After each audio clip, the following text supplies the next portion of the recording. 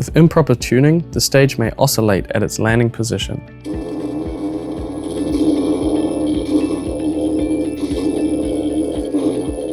If the stage oscillates at its landing position, as we see here,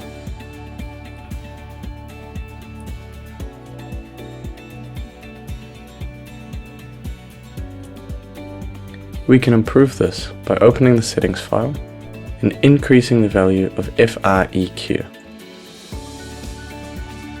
This value should be increased until the stage stops oscillating. Remember to load the settings correctly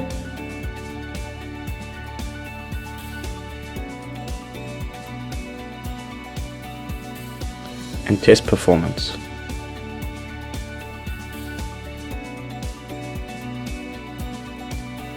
To save these improvements to the device, press Settings, Save on Driver.